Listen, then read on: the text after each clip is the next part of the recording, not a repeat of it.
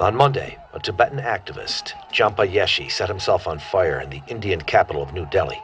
He was protesting against the Chinese leader Hu Jintao's upcoming visit to India later this week. Hu is scheduled to attend the two-day BRICS 2012 summit on Thursday. The incident happened when around 600 Tibetans gathered near the parliament building. Bystanders extinguished the flames. According to various foreign media reports, Yeshi was rushed to a hospital with severe burns and is believed to be in critical condition.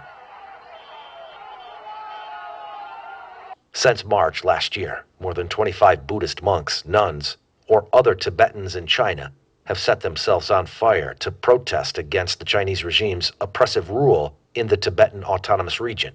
Most of the self-immolations occurred in China's Sichuan province. The Associated Press reported the latest self-immolation was the second one to take place in India. Last year, a Tibetan in exile set himself on fire outside the Chinese embassy.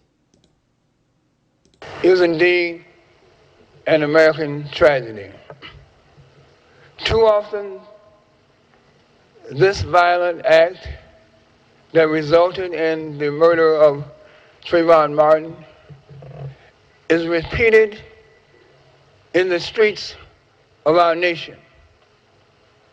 I applaud the young people all across the land who are making a statement about hoodies, about the real hoodlums in this nation, particularly those who tread on our laws, wearing official or quasi-official clothes.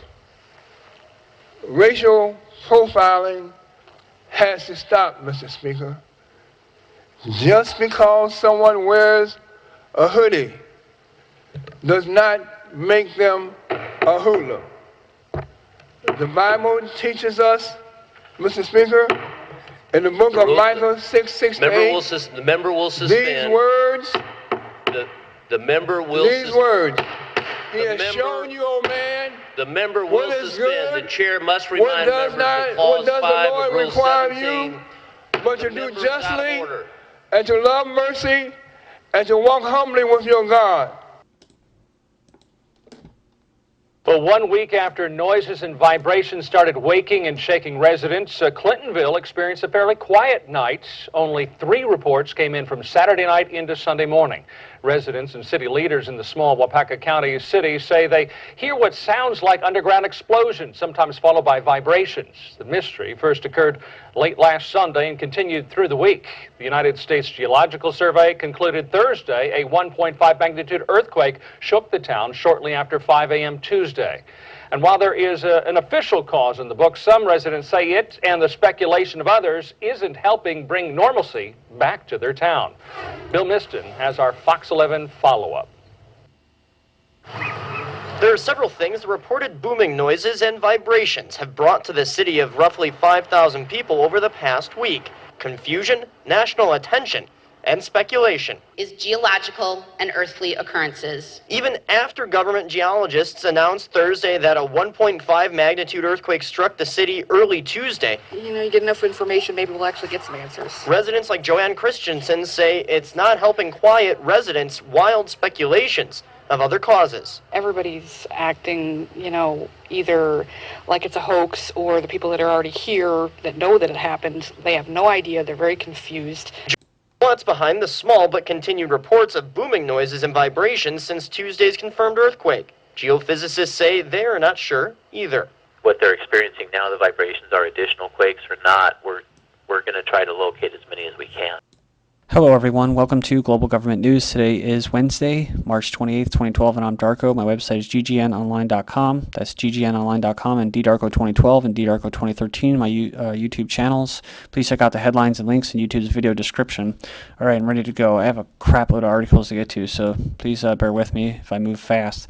Fear of radiation from Fukushima accident led to psychiatric disorder hospitalization, so some 24% of people who were hospitalized in Fukushima with psychiatric disorders in the wake of the outbreak of the crisis at the crippled Fukushima nuclear power plant had done so possibly because of fears of radiation exposure, according to results of research conducted by psychiatric. Tokyo's soil blanketed with Fukushima radiation would be considered radioactive waste in the United States, and it goes on and says that the entire region would be required to be posted as a radiological area. So they're not really getting the truth over there in Japan. Moving on here. Oh yeah, I just want to cover this real quick. GPS tracking disaster. Japanese tourists drive straight into the Pacific. And I only included this because it's how people are being, how do I put this? How they depend on these little gadgets so much that they'll literally, like that episode from The Office where the dude just drives into the water and he knows he's heading into the water, but he does it anyways because his GPS is telling him to. So that's just a little indicator of how people are being conditioned, how far and deep it goes. U.S. could fly spy drones from Australia territory.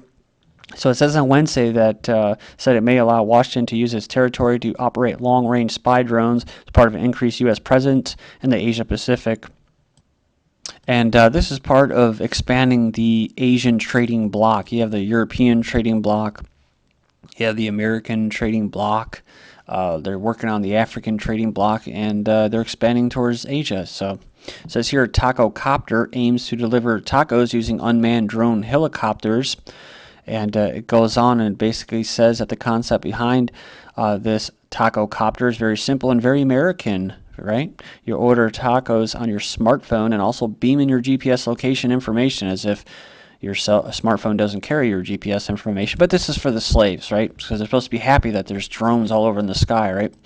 Your order and your location transmitted to an unmanned drone helicopter and then delivers your food. So, okay, moving on here, we have Pennsylvania student charged after taking traffic stop pics. Philadelphia police violated a college student's First Amendment rights by arresting him as he took photos of a traffic stop outside his home, a journalism advocacy group said on Monday. And it goes on here and it says that the police said that there was other things that happened that caused him to be arrested. Possibly you just looked at the pigs. So if you look at pigs and you don't even record them with audio or video, you could be arrested. See that, you can't make eye contact with they're not even really your masters because they're slaves. There's just as much slaves as the regular populace, but they're on a power trip, and many of them are just freaking nihilists. So they just don't like you. They hate you, they despise you, they hate themselves, they hate the human race. So don't try to reason with them. But basically, it says here that one officer reportedly said, public domain, yeah, we heard that before. Police allegedly pushed, shoved, and threw Van Kuyk to the ground before handcuffing him, and I think they smashed the university's camera on the ground as well. He was just sitting on the porch and just got up. He's like, oh, okay, I guess I'll just start shooting this then, because he had to get some night footage or something like that. Microchipped school uniforms notify parents when kids skip their brainwashing re-education session by the state to tell them to be good little slaves and good little consumers. It says here, in Brazil, 20,000 grade school students have recently started wearing uniforms embedded with GPS chips similar to those used in pet trackers. So it just goes to show you how they see them as little animals, right? Little sheep, little cattle or chattel. Okay, moving on here. Kids all over America are being put on buses and sent to alternate locations during school drills. I've covered this many times before, where there's actually students that go into asthma attacks and have seizures and stuff like that, and sometimes the parents aren't even notified. So they're brought to alternate locations during these terror drills, often called evacuation drills or relocation drills. Sometimes they'll have like a Columbine school shooting scene, where they'll have a lone shooter, and that's the one where someone actually had a seizure and freaked out back in the UK. It says, but just putting kids on buses and taking them to other schools was not enough. During the drill, some students and school staff were instructed to pretend to be injured. In addition, parents were instructed not to call the school during the drill, and children were instructed not to call their parents. Impress upon your children the need to follow directions and take drills seriously. Yeah, see, students and parents should not communicate by cell phones during their drill emergency situation. And this, of course, is the state intervening and basically getting in the way of the family basically taking care of themselves. But, if you put your child in a re-education camp, then, you're kind of just asking for this stuff, to be honest with you. Schools just became even more dangerous as attack dogs are waiting for dissenters. And it goes on, it says the Washington Post reports that an honor roll student and 3 others at Northwestern High School in Maryland were recently suspended for their political activism. The public school system is now becoming a horrible microcosm of a wider society that is ready to stifle all forms of dissent and challenges to authority. It says here, this is nothing short of slave training to accept a police state waiting upon graduation, where of course many of them will go on to work, piddly-ass jobs, like at Walmart. So it's so important to get that brainwashing re-education degree to say that I've been squared, right? The top of my head has been made into a square, into an unnatural shape, as the Masons would say, right? So they've actually taken everything that was in there that was good, that was taught by your family, that was instinctive to you to protect yourself from people that try to do you harm, and nature that tries to do you harm, to say, everybody's nice. It's a big utopia. There's a video. You can go in there and check it out. Links will be posted. Children forced to shout, "Long live Sarkozy," when French president visited their school. And this is, of course, right after the false flag shooter there in France. And it says here that it was a propaganda tool. And it goes on and it says that some even kissed Mr. Sarkozy, who is hugely unpopular and widely expected to lose a presidential election, which is another reason for that false flag raid for counterfeit. Search a misunderstanding, residents say. So remember, I just covered about this, about these raids just going in there for this crap, and then it's the wrong house. About 10 local and federal law enforcement officials search home. And it says here for fake hair irons. That's right. So went in there and descended as a SWAT team on the house. Investigate 2 men suspected as traffickers and counterfeit hair straighteners, which poorly made can pose significant safety hazards to consumers. Like they give a shit about your health and your safety. Going down here, it says the electrical engineering graduate student said the raid gave his mother an anxiety attack, and law enforcement authorities called an ambulance to take her to the hospital. They attacked the house like they thought we had guns, like we were gang or gun running or something, he said. Michigan father killed in marijuana child removal incident. So it goes on there. It says that the prosecutor in northern Michigan has cleared the police officer who shot and killed a Grayling man as police and child protective kidnapping services employees attempted to seize his 3-year-old. They attempted removal of the minor child came after a police officer who came to the scene on a call earlier that day reported that he smelled marijuana. It's like most cops that are liars and plant drugs on people would say, I smell marijuana for probable cause. Reported the incident to the kidnapping authorities for the state, who decided the child needed to be kidnapped. The dead man, William Reddy, 32, becomes the 17th person killed in the U.S. domestic drug law enforcement operations so far this year. Police here were enforcing child protection kidnapping laws, not drug laws, but the only reason CPS was called was because of the allegation of marijuana use. So the guy was smoking some weed instead of pounding some vodka, and like I said, demands a raid to go in there. It says here, federal agents kill man in phony murder for hire plot. So again, like everything else, they're the ones dealing the drugs. They're the ones dealing in terrorism. They're the biggest threat. So U.S. federal agents shot dead 1 of 4 men facing arrest in South Texas for being part of a murder-for-hire squad enlisted by undercover agents posing as Mexican drug cartel members. So it's just like that movie Collateral with Tom Cruise, right? Some bad dudes.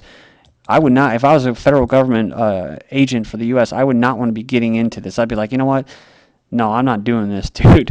I'm not going to have no Russian mafia or Mexican mafia guys coming after me, dude, especially guys that they're hiring or special forces. It says here, judge acquits Hoodie militia members of conspiracy charges.